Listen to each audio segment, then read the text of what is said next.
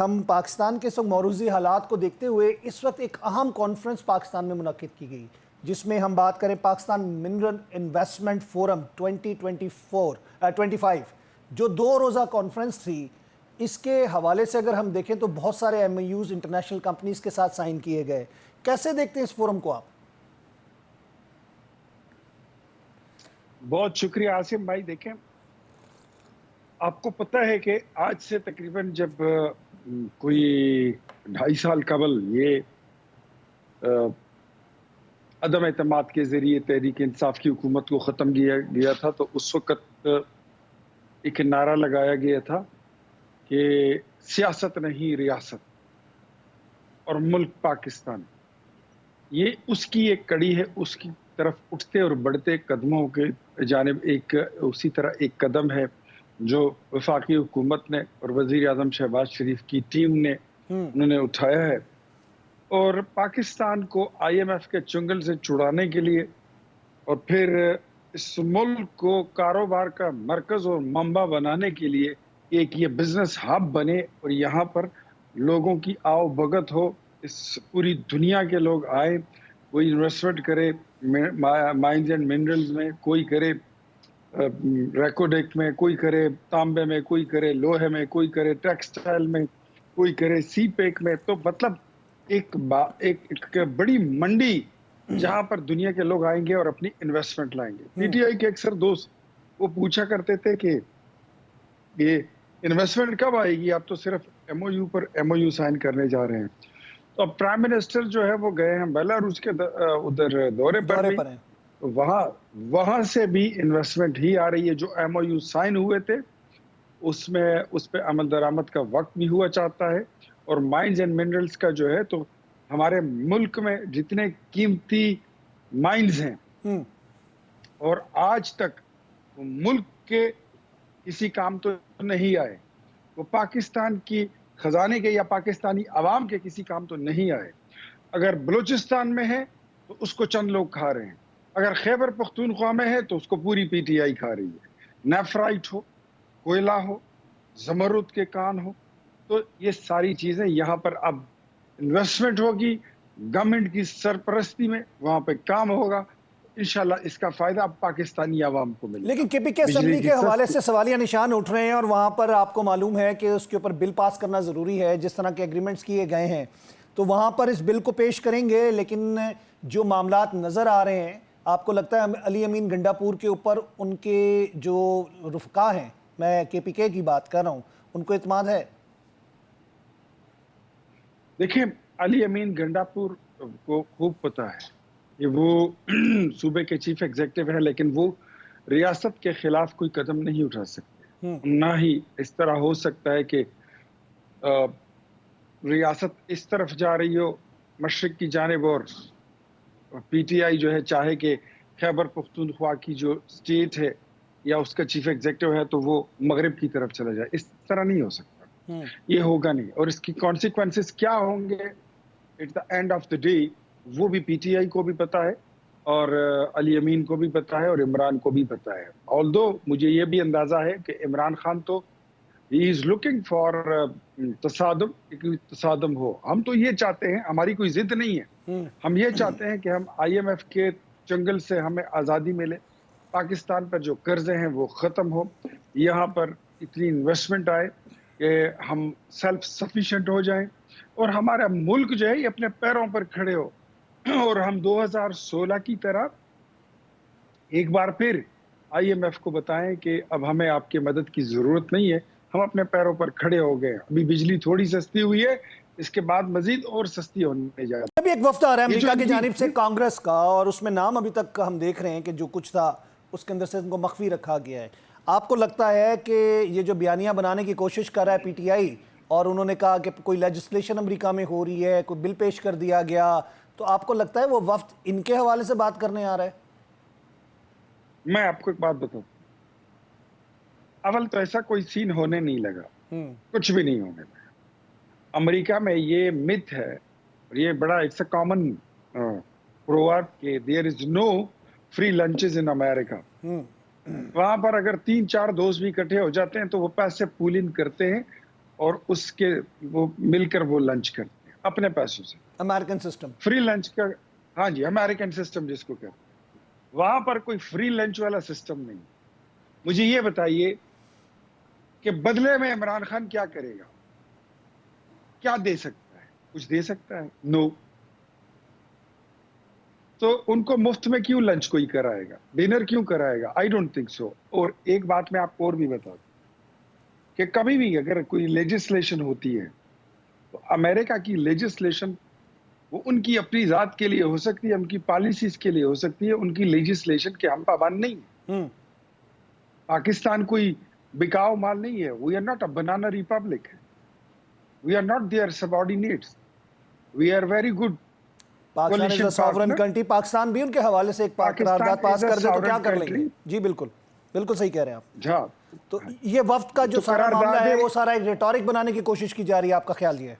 دیکھیں یہ صرف جو ہے نا یہ چورن بیچنے کا کام ہے. آپ نے نہیں دیکھا اس سے پہلے کہ رچرڈ, پہلے یہ چھوٹا کہ 30 جنوری کو گرنیل والی بات جو تھی, ٹرمپ, ہاں جی کہ 30 جنوری کو اس کا ٹرمپ کا حلف ہو جائے گا تو کیا ہو جائے گا؟ اعلان ہو جائے گا. اعلان ہو جائے گا. جی ٹھیک ہے, آزادی کا اعلان. اچھا, اس کے بعد رچرڈ گرینل, یہ سب اس کو رچرڈ گرینل پاجی کہتے تھے. گرینل پاجی یا ماما جی کی ایک ٹویٹ پر یہاں پہ جو لڈیاں ڈالی جاتی تھی پی ٹی آئی کی طرف سے, وہ آپ نے بھی دیکھی, میں نے بھی دیکھی, تماشے لگا دیتے تھے. آج وہ کہاں کھڑے ہیں؟ کہیں بھی نہیں. They are standing nowhere. Even P T I is standing in the middle of nowhere. اور یہ ان کو خود بھی نہیں پتا کہ یہ کہاں پہنچ چکے ہیں. اس کے بعد جو ہونے لگا ہے میں آپ کو وہ بتا دوں.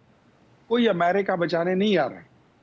عمران خان نے کسی کے ساتھ کوئی تعلق اچھا چھوڑا ہوتا سعودیہ کے ساتھ, تو آج ایم بی ایس شاید انٹروین کرتا.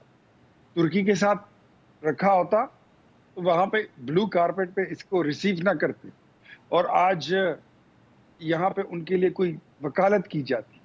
اگر یو اے ای کے ساتھ کوئی تعلق اس نے چھوڑا ہوتا تو آج وہاں سے شاید کوئی ان کے لیے وکالت کرتا. رشیا کے ساتھ کچھ چھوڑا ہوتا, چائنا کے ساتھ اگر اس نے کوئی روش چھوڑی ہوتی تو شاید آج کچھ بولتا. ایک تعلق اس نے اچھا جو بنایا تھا وہ میرے خیال میں مودی کے ساتھ تھا, اور نریندر مودی کے ساتھ, انڈیا کے ساتھ, کہ ان کا وہ جو کیا تھا, وہ جو پرندہ ہم نے پکڑا ہوا تھا اور انہوں نے حوالے کر دیا تھا, ابھی نندن, ہاں, جو چائے پینے آیا تھا, اس کو حوالے کر دیا. اور انڈیا جو ہے اس کا پاکستان میں خوش قسمتی ہے ہماری, اور یہ ان کی بدقسمتی ہے عمران خان کی, کہ انڈیا کا یہاں پہ کوئی زور نہیں چلتا, نہ ان کی یہاں پہ کوئی سے ہے کہ وہ اس کی کوئی سفارش کرے. ہاں, وہ اس کو پیسے دے سکتے ہیں, ان کی تنظیموں کو فنڈ کر سکتے ہیں, جو اینٹی پاکستان تنظیمیں ہیں جو عمران کی پرو ہیں, یا ان کو اس کی سفارتی یا ان کے آپس میں کوئی کنیکشنز ملے ہوئے ہیں, ان کو فنڈ کر سکتے ہیں, لیکن کوئی انفلوئنس نہیں رکھ سکتے. میرے خیال میں اب بھی سمجھتا ہوں کہ تحریک انصاف کسی بھی تحریک چلانے کے موڈ میں تو کیا وہ پوزیشن میں نہیں ہے.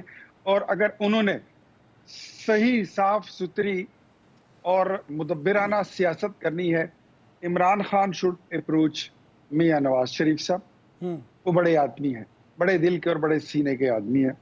ان کو اپروچ کرنا چاہیے آصف علی زرداری کو, ان کو اپروچ کرنا چاہیے وزیر اعظم کو, ان کو اپروچ کرنا چاہیے ایم کیو ایم کی قیادت کو, عوامی نیشنل پارٹی کو, مولانا فضل الرحمان کو, کہ میری رہائی کے لیے کچھ کریں, تو بات ٹھیک ہو جائے گی. اگر میاں صاحب کا تو ہم نے خود بھی سنا ہے کہ جی وہ بھی ناراض ہیں, لیکن ابھی بیلاروس کے دورے پہ وہ ساتھ گئے ہیں.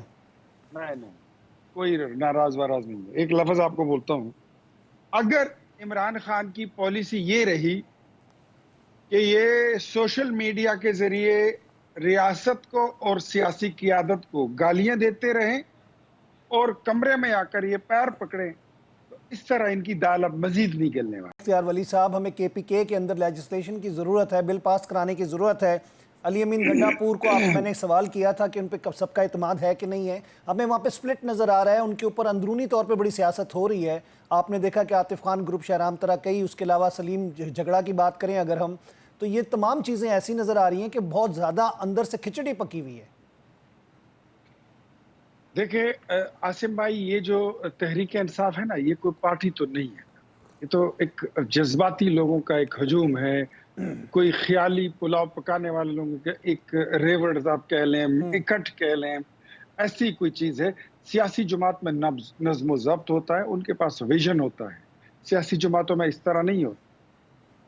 یہ ایک وزیر خزانہ پر یہ الزام لگتا ہے اور اس کی پارٹی کے اس کے مخالف لوگ لگاتے ہیں لیکن اس میں کہ with the one stroke of pen اس نے 36 ارب روپے نکال لیے ہیں۔ ایک کسائی جو ہے وہ وزیر بن گیا تیسری بار، اور وہ 22 ارب روپے کے اس کے ڈکلیئرڈ اثاثے آ گئے ہیں۔